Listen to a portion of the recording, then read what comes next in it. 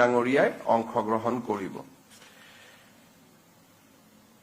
আমি আন এটা প্ৰকল্পৰ ক্ষেত্ৰত ভাৰত চৰকাৰৰ লগত খুব ঘনিষ্ঠভাৱে কাম কৰি আছো। সেইটো হৈছে নামৰূপৰ ফাৰ্টিলাইজাৰ প্ৰজেক্ট। আপোনালোকে জানে যে এই প্ৰজেক্টটোত 10,600 কোটি টকা ব্যয় হ'ব আৰু এই প্ৰজেক্টটো 40% অসম চৰকাৰে ইকুইটি আগবঢ়াব। বাকি বৰ্তমানৰ যি BVCL Brahmaputra valley fertilizer corporation limited তেওঁলোকৰ অংশ 11% থাকিব। হিন্দুস্তান উৰ্বাৰক আৰু ৰসায়ন লিমিটেড তেওঁলোকৰ 13% থাকিব। নেশ্যনেল ফাৰ্টিলাইজাৰ লিমিটেডৰ 18% থাকিব আৰু অইল ইণ্ডিয়া লিমিটেডৰ 18% থাকিব।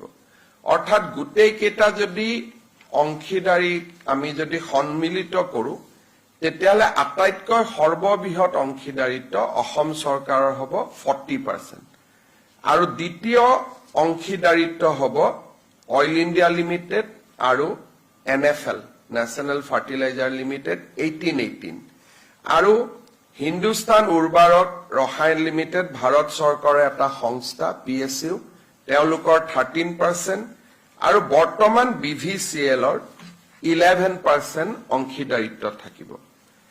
আমি নতুন কোম্পানীটো কেনেকে হ'ব পাৰে তাৰ বিষয়ে ভাৰত চৰকাৰৰ লগত সঘনাই কথা পাতি আছো।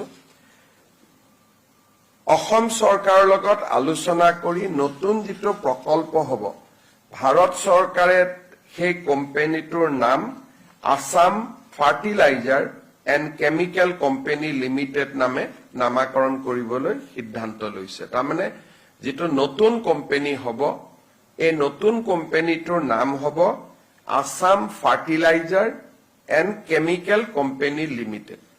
এতিয়া মানুহৰ মনত প্ৰশ্ন হ'ব যে আগৰ BVCLটো কি হ'ব? BVCLও সমান্তৰালভাৱে চলি থাকিব। অৰ্থাৎ পুৰণা যিটো ব্ৰহ্মপুত্ৰ ভেলী সাৰ কাৰখানা বৰ্তমান চলি আছে ভাৰত চৰকাৰে সেইটোকো বন্ধ নকৰাৰ সিদ্ধান্ত লৈছে। অৰ্থাৎ নামৰূপত এতিয়া এটাৰ পৰিৱৰ্তে দুটা সাৰ কাৰখানা হ'ব। BVCLটো চলি থাকিব আৰু আসাম ফাৰ্টিলাইজাৰ এণ্ড কেমিকেল যিটো কোম্পানী এইটোও চলি থাকিব। যেতিয়া নতুন কোম্পানীটো নিৰ্মাণ সম্পূৰ্ণ হ'ব তেতিয়া ভাৰত চৰকাৰে সেই সময়ত সিদ্ধান্ত ল'ব যে দুইটা কোম্পানী মাৰ্জ হ'ব লাগে বা নালাগে। অন্তত 5-6 বছৰ BVCLও সমান্তৰালভাৱে চলি থাকিব।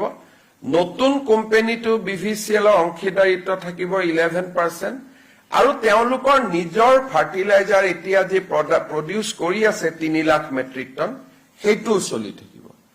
নতুন কোম্পানীটোৱে ফাৰ্টিলাইজাৰ কৰিব 12.7 লাখ। তাৰমানে যদি দুইটা লগাই দিওঁ ই 15.7 লাখলৈকে ই আগবাঢ়ি যাব। দেশৰ ভিতৰতে one of the largest fertilizer company ই হ'বগৈ।